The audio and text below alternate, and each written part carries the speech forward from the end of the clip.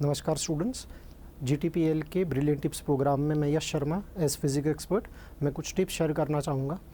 अगर जब तक फ़िज़िक्स की बात करें, मेरे 13 साल्स के एक्सपीरियंस में आई कैन टेल यू कि जितना भी बोर्ड है या अपने जो भी CBSE या गुजरात बोर्ड के आप स्टूडेंट्स हैं या ISC के स्टूडेंट्स हैं, फर्स्ट थिंग कि आप अपने पर्टिकुलर बोर्ड की एग्ज़ाम डेट्स और उसके हिसाब से अपनी ब्लूप्रिंट प्रॉपर्ली स्टडी करो। Then go through your exam pattern and the blueprints जो भी कोविड के हिसाब से उसमें मॉडिफिकेशंस हुआ। अगर आप CBSE ISC के स्टूडेंट्स हैं तो आपके पास अबाउट 1.5 महीना है फॉर प्रिपरेशन, जो 5 से 6 वीक हो जाएगा। अगर आप GSEB के स्टूडेंट्स हैं, यू हैव हार्डली 20-25 डेज़, सो उसके अंदर आपको थोड़ा सा और स्ट्रेटेजी वाइज प्रिपरेशन करना पड़ेगा। अगर मैं फिज़िक्स पर्टिकुलर सब्जेक्ट की बात करूं तो उसके अंदर अपना पूरा syllabus is divided into 2 parts, that is book 1 and book 2, जैसे आप जानते हो। अगर आप मैथ्स में अच्छे हो, अगर आपको न्यूमेरिकल सॉल्व करना अच्छा लगता है, स्टार्ट विद बुक 1, जिसके अंदर आपको इलेक्ट्रोस्टैटिक्स, कैपेसिटेंस, मैग्नेटिज्म और even alternating current and EMI जैसे कंटेंट्स मिलेंगे, जिसमें लॉट्स ऑफ डेरिवेशंस, इक्वेशंस हैं and you will get lots of sums to solve. अगर आप न्यूमेरिकल्स के साथ कंफर्टेबल हैं, डेरिवेशंस के साथ कंफर्टेबल हैं, स्टार्ट विद बुक 1। अगर मैथ्स ज़्यादा आपका कंफर्टेबल या स्ट्रॉन्ग सब्जेक्ट नहीं है, देन आई वुड सजेस्ट कि आप बुक 2 से स्टार्ट करो, जिसमें you will start with semiconductor, then modern physics जिसमें ड्यूअल नेचर या एटम्स आएगा, प्योरली थ्योरेटिकल है, hardly you will have few equations जिसको सीधा सीधा रख के आप न्यूमेरिकल सॉल्व कर सकते हो, and then move on to optics. जब ऑप्टिक्स में आओगे उसके अंदर आपके पास डायग्राम्स आएंगे। वेव ऑप्टिक्स में आ जाओ, 2 टॉपिक्स हैं जिसको आपको खास ध्यान रखना है for sums, interference and diffraction. जब तक उसकी बात करोगे वो थोड़े से न्यूमेरिकल बेस्ड प्रिपरेशन करो, बाकी focus on diagrams and it's labellings. तो पूरा जब तक बुक 2 की बात है पूरा थ्योरेटिकल है। Start with book 2 if you are not comfortable with physics maths, और फिर जाओ बुक 1 के अंदर। तो अपनी स्ट्रेटेजी डिसाइड करो डिपेंडिंग ऑन योर स्ट्रेंथ। अगर मैथ्स में अच्छे हो तो बुक 1, अगर मैथ्स थोड़ा सा वीक है तो start with book 2 and then move on to book 1। So prepare your strategy according to your strengths and weaknesses.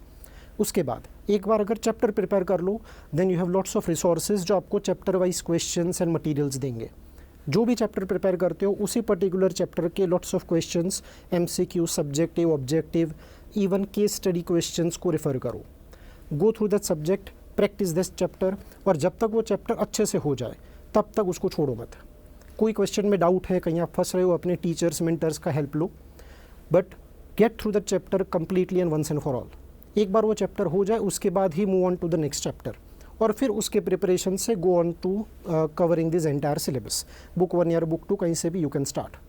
एक बार आपका प्रैक्टिस हो गया, then you can start with the revision part. Revision in the sense कि आप unit wise कर सकते हो, जैसे कि मॉडर्न फिजिक्स लिया तो उसी यूनिट के प्रैक्टिस पेपर्स लिखो।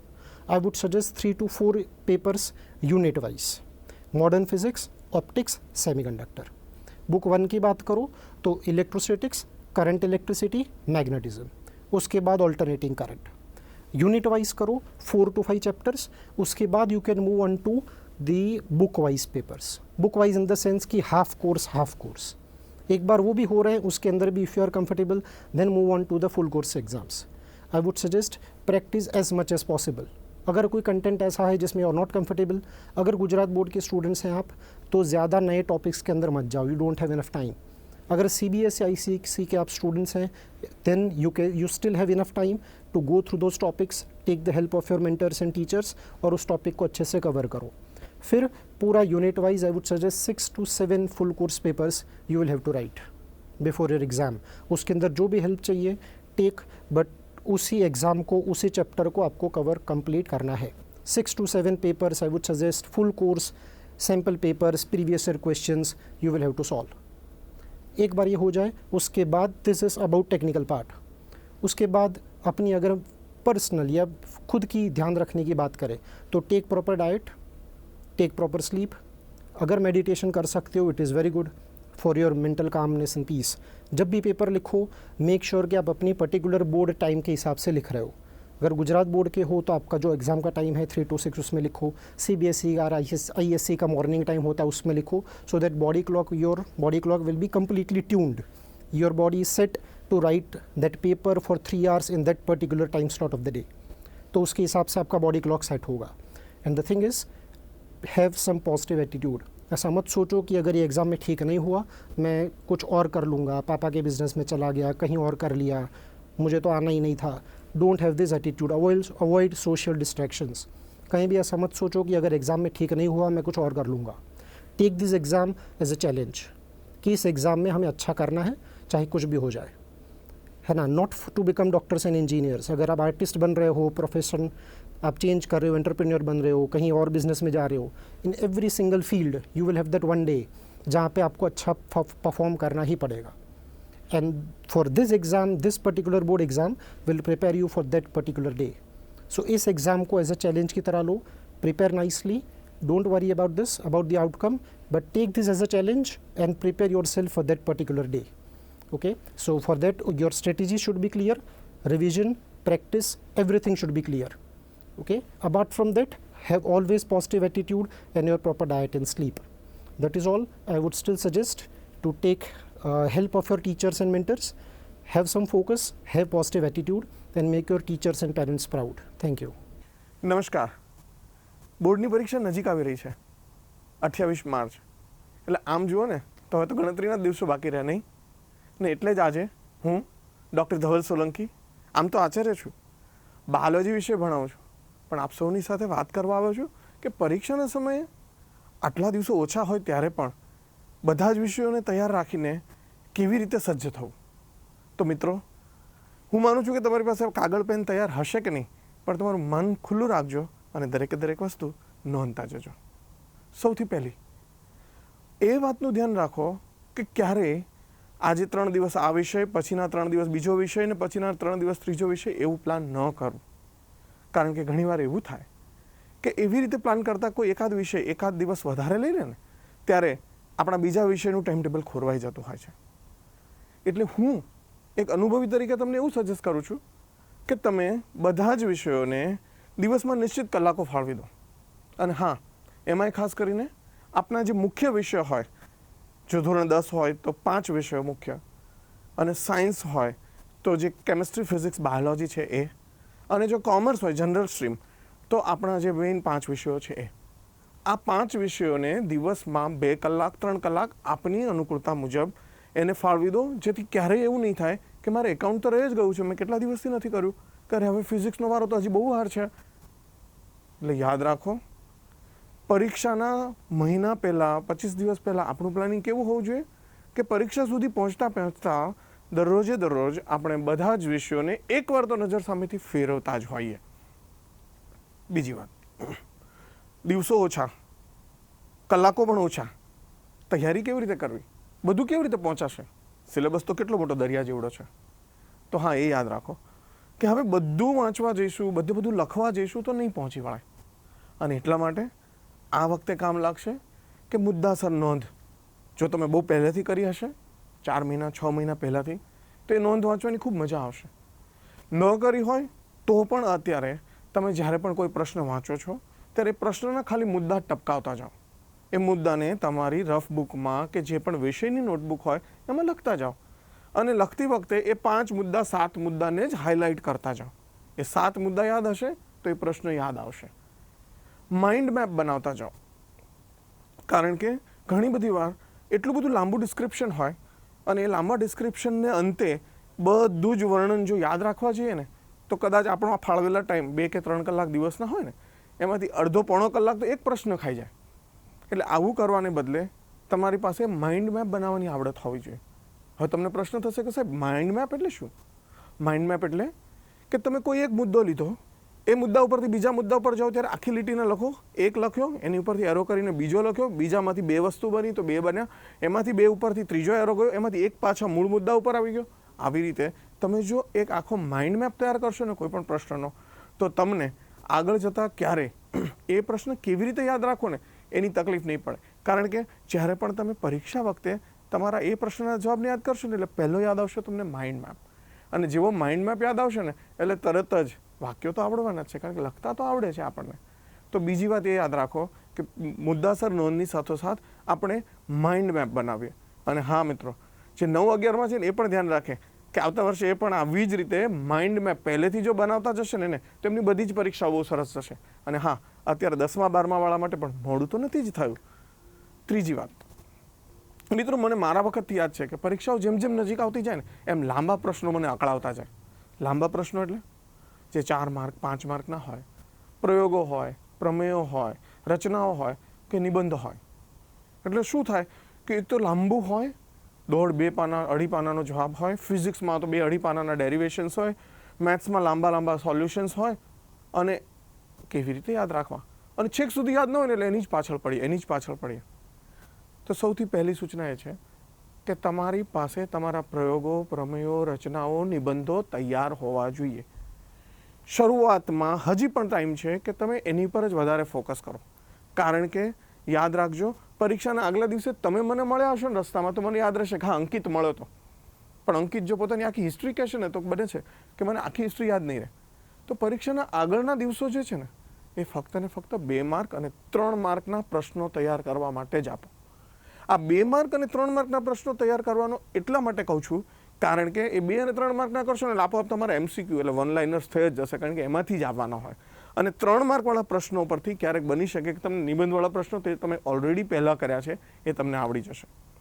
મિત્રો પરીક્ષા નજીક છે, ફ્રેશ થવાના સમય ઊભા થઈને આમ તેમ ભાઈબંધોને ટાઈમ આપો, વોટ્સએપ કરો, એવું ના કરો. પરીક્ષાના સમયે ફ્રી થાઓ ત્યારે પણ ટીવી સામે બેસીને તમે ડાયાગ્રામ્સ દોરો, લેબલિંગ કરતા શીખો, સૂત્રો કે બંધારણ દોરવાની પ્રેક્ટિસ કોન્સ્ટન્ટ કરતા જાઓ. કંટાળો તો ડાઇનિંગ ટેબલ પર મમ્મી સાથે વાત કરતાં કરતાં લસ્સી કે જ્યુસ પીતા પણ તમે સતત કામ કરો. તમારા હાથ ચાલશે ને એટલી ઝડપ વધશે, અને જેટલી ઝડપ વધશે ને એટલું તમને પરીક્ષામાં એ ફાયદો આપશે. બીજું એ યાદ રાખજો કે પરીક્ષાના સ્થળ ઉપર ક્યારેય પુસ્તક ન લઈ જાઓ, કારણ કે જેટલી એન્ઝાયટી એટલું નુકસાન. તમારે એન્ઝાયટી ન આવવી જોઈએ, કારણ કે ઘણી બધી વાર હોશિયાર વિદ્યાર્થીઓ પણ એટલા એક્સાઇટેડ હોય કે ક્યાંક ભૂલ કરી બેસે છે. કોઈની પાસેથી ક્યારે IMP ન લો, IMP ક્યારેય કામ નથી આવતી. તમને આવડતું હશે તો એમનામ પણ વગર IMP કીધે પણ આવડશે જ. એટલે ક્યારેય પણ કોઈની IMPઓ ન લો. અને સૌથી અગત્યની વાત, તમે જ્યારે પ્રેક્ટિસ કરો છો ત્યારે ઉત્તરવહી લખવાનું આયોજન બહુ જ ક્લિયર હોવું જોઈએ, એ તમારા મનમાં હોવું જોઈએ. ઉત્તરવહી લખવાનું આયોજન એટલે કે મને ખબર છે કે કેમિસ્ટ્રીમાં હું આમ જ લખું, અને કેમિસ્ટ્રીમાં મારે પહેલાં 4 માર્કવાળા પ્રશ્નો લખવા છે, અથવા મને 2 લાઇનર્સ સરસ આવડે છે સમાજ વિદ્યામાં, તો સમાજ વિદ્યામાં પહેલાં 2 માર્કના પ્રશ્નો પર તૂટી પડીશ, પછી જ લાંબા પ્રશ્નો લખીશ અને પછી 1 લાઇનર. તો જો તમારી પાસે પ્રશ્નપત્રોનો કેવી રીતે જવાબ આપવો એનું આયોજન હશે ને, તો જે હોશિયાર વિદ્યાર્થીઓ હશે ને બધું આવડતું હશે છતાં પણ ક્યારેક સમય ખૂટવાનો જે પ્રશ્ન થાય છે એ જેણે આયોજન કર્યું હશે એને આ તકલીફ નહીં પડે. તો મિત્રો પરીક્ષાઓ નજીક આવે છે, પણ એ તમારી પર સ્ટ્રેસ ન કરે, તમે એની પર હાવી થજો.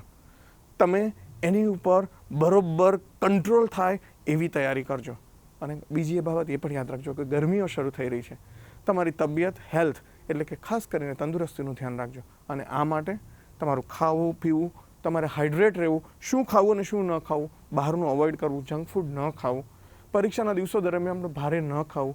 ધોરણ 12વાળા વિદ્યાર્થીઓ કે જે બપોરે પરીક્ષા આપવા જવાના છે એમણે બપોરે હળવું ભોજન અથવા નાસ્તો અથવા લિક્વિડ લેવું, સાંજે આવીને જમવું. આ દરેક પ્રકારનું આયોજન માતા પિતાએ પણ કરવાનું રહેશે. અને આગલા દિવસે ઉજાગરો ન કરો, પોતે કંઈ પણ સ્ટ્રેસ ન લો. વાલીઓને પણ ખાસ વિનંતી છે કે બાળકે જે કર્યું છે, જેટલું કર્યું છે એમાં સપોર્ટ કરો. હવે એને પ્રશ્ન પૂછીને અકળાવો નહીં, કારણ કે આ બાળકો જો અત્યારે અકળાશે તો એનું પરફોર્મન્સ મને તમને બેને અકળાવશે. તો હું માનું છું કે મારી દરેક ટિપ્સ તમને સમજાય છે, દરેક ટિપ્સ તમને કામ લાગવાની છે. All the best. ફરી મળીશું, ફરી આ જગ્યાએ. આવજો. વિદ્યાર્થી મિત્રો, સૌપ્રથમ પરીક્ષા માટેની હાર્દિક શુભેચ્છાઓ. શુભેચ્છાઓની સાથે સાથે અભિનંદન પાઠવું છું, કારણ કે આપ સર્વે પરીક્ષા તરફનો પ્રયાણ કરી રહ્યા છો, અને એ પ્રયાણ અને ગતિ દ્વારા પ્રગતિ એ પ્રકારની દિશાની અંદર આપણે બધા ક્યાંક ને ક્યાંક આગળ વધતા હોઈએ છીએ. વર્ષ દરમિયાન આપને શાળાની અંદર શિક્ષક મિત્રો દ્વારા અનેક પ્રકારની પરીક્ષાલક્ષી વાતો કરી હશે. મિત્રો, આજે એક પ્રસંગ યાદ આવે છે એટલે તમારી સમક્ષ રજૂ કરું છું. શ્રી રામચંદ્ર ભગવાન અને શ્રી હનુમાનજી મહારાજ. આપણને ખબર છે કે હનુમાનજી મહારાજ રામચંદ્ર ભગવાનના ભક્ત હતા. શ્રી રામચંદ્ર ભગવાનને અનેક પ્રકારના દુઃખો, કષ્ટો ભગવાન હોવા છતાં સહન કરવા પડ્યા હતા. આ દુઃખો સહન જોતા હનુમાનજી મહારાજને એક વિચાર આવ્યો કે લેખ લખે છે વિધાતા. હનુમાનજી મહારાજ ગયા વિધાતા પાસે અને વિધાતાને કીધું કે તમે એવા તે કેવા લેખ લખ્યા મારા પ્રભુના કે આટલું બધું દુઃખ પડે છે, આટલું બધું કષ્ટ સહન કરવું પડે છે. અને ગુસ્સામાં થઈને હનુમાનજી મહારાજ વાતો કરતા હતા. પછી વિધાતાએ કીધું કે હનુમાનજી મહારાજ તમે ઘણું બધું કીધું, હવે કંઈક મારી વાત સાંભળો. ત્યારે હનુમાનજી મહારાજ કહે છે હા બોલો. તો કે તમારા અને આપણા સૌના રામચંદ્ર ભગવાનના લેખ મેં નથી લખ્યા. આ લેખ રામચંદ્ર ભગવાને કીધું અને એ પ્રમાણેના મેં લેખ લખ્યા છે. ત્યાર પછી મિત્રો જે આગળનો જવાબ છે વિધાતાનો એ બહુ સરસ છે. વિધાતાએ ત્યારે હનુમાનજી મહારાજને આગળ કીધું કે લોકો વાયકાની દ્રષ્ટિએ કહેશે કે છઠ્ઠીના દિવસે વિધાતા લેખ લખવા આવે છે, પરંતુ વાસ્તવિકતા એ છે કે જે વ્યક્તિ જ્યારે જન્મ અવતાર ધારણ કરે છે ત્યારે એ અગાઉથી મને કહીને જાય છે કે મારે આ પ્રકારના લેખ લખવાના છે. એટલે એ પ્રકારની મિત્રો ચિંતા ના કરતા. આપણે બધા પરીક્ષા આવે છે, પરીક્ષામાં પાસ જ થવાના છીએ, સારું પરિણામ આવવાનું છે નિશ્ચિત છે, પણ એના માટેની થોડીક તૈયારી, હકારાત્મકતા, પોઝિટિવિટી એ આપણામાં હોવી જોઈએ. મિત્રો આપણે અનેક પ્રકારની તૈયારી કરીએ છીએ, વિષયને લગતી તૈયારીઓ કરીએ છીએ, પરીક્ષાની પેપરો લખવાની પણ તૈયારી કરીએ છીએ. ત્યારે એક વિષય ધ્યાનમાં ખાસ રાખવાનો છે કે કોઈ પણ વિષયનું વાંચન શરૂ કરીએ છીએ ત્યારે ઊંડા શ્વાસ દ્વારા 3 વખત ઓમકાર બોલવાનો પ્રયત્ન કરવો જોઈએ. ઊંડો શ્વાસ લેવો જોઈએ, શ્વાસ કાઢવો જોઈએ. આનું એક પોઝિટિવ હકારાત્મક પાસું એ થશે કે આપણા મનની અંદર રહેલા નકારાત્મક વિચારો એ દૂર થશે અને આપણું પરીક્ષાલક્ષી ધ્યાન કેન્દ્રિત થશે. વાંચતા આવીશું તો વાંચવામાં ધ્યાન કેન્દ્રિત થશે અને વાંચવામાં એકાગ્રતા કેળવાશે. અને આનો બીજો ફાયદો શું થશે કે જ્યારે એકાગ્રતા કેળવાય છે ત્યારે પ્રશ્ન વાંચીએ છીએ એ સારી રીતે આપણને યાદ રહે છે. સારી રીતે જ્યારે પ્રશ્ન આપણને યાદ રહે છે ત્યારે ગમે તે ત્યારે એ પ્રશ્ન લખવાનો હોય તો સારી રીતે લખી જ શકાય. આવો એક દ્રઢ વિશ્વાસ સાથે વાંચો. જ્યારે દ્રઢ વિશ્વાસ સાથે વાંચ્યું હશે તો લખવામાં સારી રીતે લખી જ શકાતું હોય છે, એવો આપણો સૌનો અનુભવ છે. ક્યારેક મિત્રો એ પ્રકારનું લાગે કે નથી યાદ રહેતું તો લખી જવાનો પ્રયત્ન કરશો. જે પ્રશ્નો વાંચ્યો છે એ લખી ગયા તો કાયમ માટે એ પ્રશ્નોનું નિરાકરણ આવી જતું હોય છે. અને પોતાની જાતની અંદર વિશ્વાસ રાખવાનો એક પ્રયત્ન અને પ્રયાસ કરવો જોઈએ. સ્વામી વિવેકાનંદે મિત્રો સાચું જ કહ્યું છે કે જેને પોતાની જાતમાં વિશ્વાસ છે એ આસ્તિક છે, જેને પોતાની જાતમાં વિશ્વાસ નથી એ નાસ્તિક છે. તો મિત્રો આપણે બધા આસ્તિક છીએ અને આસ્તિકતાને કારણે આપણે એક ગતિ અને પ્રગતિ તરફ આગળ વધવાનો પ્રયત્ન અને પ્રયાસ કરીએ છીએ. એટલે ક્યારેય એ પ્રકારનું ના વિચારતા કે મને નથી આવડતું. એ જ પ્રકારનું વિચારો કે હું MBA છું, મને બધું જ આવડે છે. રહ્યો પ્રશ્ન પરીક્ષામાં લખવાનો, તો પરીક્ષામાં જ્યારે લખવાનું હોય છે ત્યારે મિત્રો જે પ્રશ્નો આપણને સારા આવડતા હોય છે એ હંમેશા પહેલાં લખવાનો પ્રયત્ન કરો. કદાચ કોરોના કાળને કારણે લખવાની પ્રેક્ટિસ આપણી ઘટી ગઈ હોય તો હજી પણ આપણી પાસે સમય છે. માર્ચ અને એપ્રિલની 12 તારીખ સુધી પરીક્ષા ચાલવાની છે, તો ત્યાં સુધીના સમયમાં આપણે એ લખવાનો થોડોક પ્રેક્ટિસ કરીશું તો એક સારું પરિણામ આવી શકતું હોય છે. એટલે આપ સૌને ખૂબ ખૂબ અભિનંદન આપું છું, શુભેચ્છાઓ પાઠવું છું. અને આ એક પરીક્ષા એ આખરી પરીક્ષા નથી મિત્રો, એ ખાસ ધ્યાનમાં રાખજો. પરીક્ષા આવશે, એનું પરિણામ જે આવે, પરંતુ આપણે જીવનમાં મક્કમતાથી આગળ વધવાનું છે. આ પરિણામ એ આખરી પરિણામ નથી.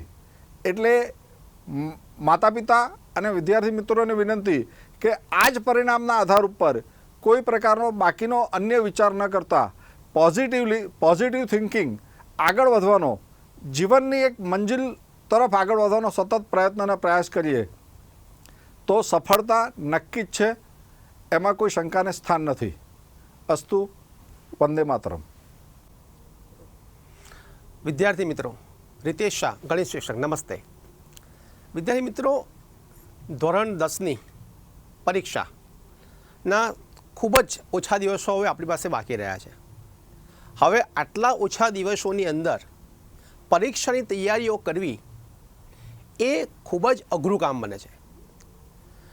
બાળકો ધોરણ 10માં અને ધોરણ 12માં આપણા માટે સૌથી અગત્યનો પ્રશ્ન એ હોય છે કે આપણે આ ઓછા સમયમાં કેવી રીતે વધુ આત્મવિશ્વાસ મેળવવો જોઈએ, કેવી રીતે વધુ માર્ક લાવવા પ્રયત્ન કરવો જોઈએ.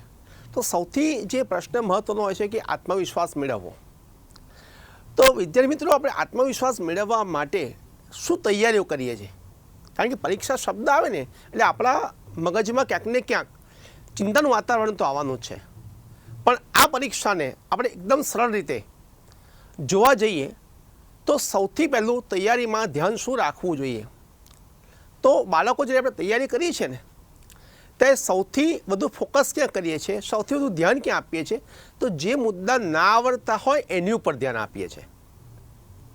એના કારણે આપણો ઘણો બધો સમય એની અંદર વેડફાઈ જાય છે. તો ખરેખર જો આપણે કોન્ફિડન્સ મેળવવો હોય, આત્મવિશ્વાસ મેળવવો હોય તો સૌથી અગત્યનું એ છે કે તમે જે 5 વિષયો, 4 વિષયો, 3 વિષયો તમને ગમતા હોય એ ગમતા વિષયો ઉપર પહેલાં ફોકસ કરવું જોઈએ. બીજી વાત કે વિષયોમાં પણ આપણે અંદર જઈ રહ્યા છીએ કે ધારો કે તમને ગણિત વિષય ગમે છે. ગણિત વિષયની અંદર 15 પ્રકરણ આપેલા છે, તો આ 15 પ્રકરણમાંથી તમને લોકોને કયું પ્રકરણ સૌથી વધારે ગમે છે એ પહેલાં નક્કી કરો કે 15માંથી 5 પ્રકરણો કે 10 પ્રકરણો કે 7 પ્રકરણો જે તમને સૌથી વધારે ગમતા હોય ને એની ઉપર ફોકસ કરો. એની ઉપર ફોકસ કરી અને તમે તૈયારી કરવા માંડો કે આ પ્રશ્નો અમને સાહિત્ય આવડે છે. હવે બીજો પ્રશ્ન એવો થાય કે અમને આ જે પ્રકરણો છે એમાંથી કેવી રીતે સારું રિપ્રેઝન્ટેશન કરી શકીએ, કેવી રીતે અમે બતાવી શકીએ. વિદ્યાર્થી મિત્રો, જે પેપરો આપણને હોય છે, જૂના પેપરો આપણી પાસે હોય છે અથવા તો પરીક્ષાના પ્રિલિમના પેપરો હોય છે, એ જે પેપરો છે એ પેપરોમાંથી આપણે દરેક પ્રકારના પ્રશ્નો આપણે ખબર પડે કે આ પ્રશ્નો છે તો એ પ્રશ્નો આપણે એને સોલ્વ કરવા જોઈએ. તો એ સોલ્વ કરવાથી આપણે એક અલગ જાતનો આત્મવિશ્વાસ આવે છે. એટલે જ્યારે પણ આપણે પરીક્ષા માટે તૈયારીઓ કરીએ છીએ તો પ્રકરણો ગમતા હોય એ ગમતા પ્રકરણો માટે સૌથી વધુ આપણે ભાર આપવો જોઈએ. જેના કારણે શું થાય છે કે આપણો સમય ક્યાં આગળ બચવો, ક્યાં આગળ વેડફવો એ બંને આપણને ખ્યાલ આવે છે. બીજી વાત છે કે હવે જે પ્રકરણ નથી આવડતા એના માટે શું કરવું? તો નથી આવડતા એના માટે ફોકસ તો આપણે કરવું જ પડે, કારણ કે આપણે તો માર્ક્સ લાવવા છે. તો એના માટે જે નવા ચેપ્ટરો છે, નવા પ્રકરણો છે, એને કોઈપણ રીતે આપણે તૈયાર કરી અને એના પ્રશ્નો સોલ્વ કરવા જોઈએ. તો આના કારણે આપણો એક અલગ આત્મવિશ્વાસ કેળવાય છે. બીજી વસ્તુ છે કે આત્મવિશ્વાસ કેળવવાની સાથે સાથે આપણા મગજમાં એક વસ્તુ ક્યાંક ને ક્યાંક હોય છે કે ભાઈ મારે માર્ક્સ લાવવા છે, મારી પાસે એક વિઝન ક્લિયર હોવું જોઈએ કે હું આટલા માર્ક લાવી શકું છું અથવા આટલા માર્ક મારે લાવવા છે. વિદ્યાર્થી મિત્રો, આત્મવિશ્વાસ મેળવવા માટે એક વિઝન ક્લિયર કરવું બહુ જ જરૂરી છે. જો આપણે એક વિઝન ક્લિયર ન કરી શકીએ કે મારે આટલા માર્ક્સ લાવવા છે તો કદાચ આપણને એ કામ કરવાની દિશા નથી મળતી. એટલે ગણિત, વિજ્ઞાન, અંગ્રેજી એવા કોઈ પણ વિષયો હોય કે 11-12 સાયન્સના ભૌતિક વિજ્ઞાન, ગણિત, જીવ વિજ્ઞાન કે રસાયણ વિજ્ઞાન હોય તો તમામ વિષયોની અંદર અગત્યની ટિપ્સ, અગત્યની નોંધ ઉપર આપણું ફોકસ હોવું જોઈએ. છેલ્લા 5 વર્ષના પેપરોનો હંમેશા અભ્યાસ કરવો જોઈએ, જ્યાંથી આપણા મગજમાં એવું ક્લિયર થાય છે કયા પ્રશ્નો અથવા કયા પ્રકારના પ્રશ્નો સૌથી વધારે પૂછાય છે અને કયા પ્રશ્નો આપણે વધારે ભાર આપવો જોઈએ. તમે જો ધ્યાનથી ઓબ્ઝર્વેશન કરશો તો અમુક પ્રકારના પ્રશ્નો વારંવાર એક્ઝામમાં રિપીટ થતા હોય છે. શા માટે એવું કહે છે કે છેલ્લા 10 વર્ષના પેપરો રિપીટ કરો? તો એનું કારણ છે કે આપણને એના ઉપરથી એક ખ્યાલ આવે છે કે કયા પ્રકરણને વધારે વેટેજ આપવાનું છે, કયા પ્રશ્નોને વધારે વેટેજ આપવાનું છે. આના કારણે આપણે એક નવા પ્રકારનો આપણે આત્મવિશ્વાસ કેળવી શકીએ છીએ. તો વિદ્યાર્થી મિત્રો, જ્યારે તમે તૈયારી કરવામાં બેસો છો ત્યારે એની ઉપર ધ્યાન આપવું જોઈએ. બીજી વાત છે કે એક મેડિટેશન.